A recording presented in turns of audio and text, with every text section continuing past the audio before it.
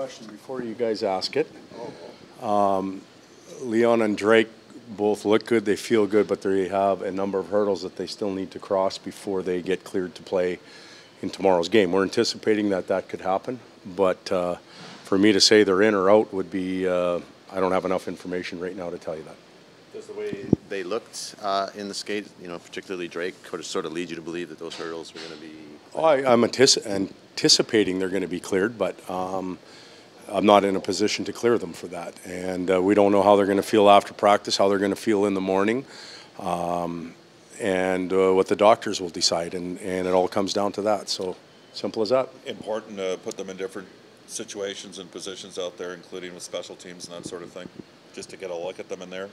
Well, they got to get practicing again, and the danger of those two coming back in. First of all, the positive of them coming back in is the skill set, the speed, the pace, the plays that both of them can make, the experience that they bring, power play, penalty kill guys. Like I can keep going on and on. Right. But the danger of it is that the rest of the team feels like the cavalry's come and they let their guard down. And let's face it, both of them haven't played for a couple of weeks. They're likely going to be a tad bit behind and maybe a little bit rusty.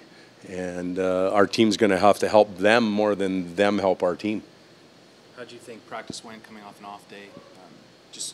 Well, we've had good practices. It's transferring it over into the game, and I think we're getting better in those situations. We worked hard today. We got a lot done. The guys, after basically a day and a half off almost because of the afternoon game, you expect them to be a little bit ragged. I thought they got the kinks out fairly early. They moved the puck around, and then the ice got quite snowy at the end. So we didn't get a lot done in one area that we wanted, but that's okay. You guys, against a better team like Chicago, I think it's, in fairness, you didn't score a lot, but you elevated a bit. When you're playing the two-time Stanley Cup champions, it's not like you're going to ever take that team lightly. So is that something that maybe brings the best out? You're looking for positives right now. You got one against Chicago. Is it something that you can maybe build upon, thinking the same opportunity against an excellent Pittsburgh team? Well, that's obviously a goal of ours, but I don't think that we can elevate our play right now based on the opponent. We have to elevate our play based on our standard. And that's where it comes from. Is there a bit more of a motivating factor because you guys are back-to-back champs? I'd like to think so, but that shouldn't be what's driving our team. And I think we're going to have an owly group of Penguins.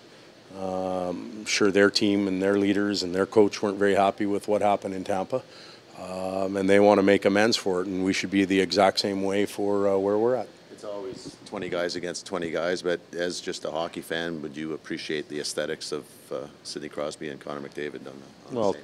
Two of the best players on the planet, and anytime that they get together, there is that talk. There's going to be that talk. They're going to have to answer questions about it.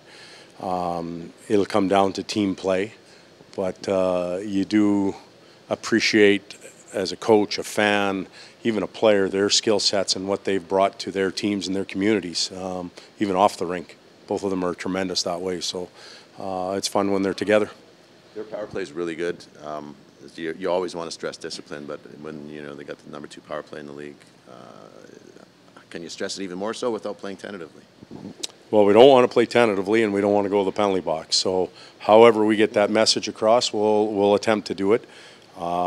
I don't think there's a player on any team in any league that says, hey, you know what, tonight I'm just going to go out and take 3 stupid penalties and put our team short. So that's not the... Well, there's some that are always questionable, like the retaliation and that type of stuff, but there isn't a plan to do that. You plan to play discipline. You plan to play on your toes.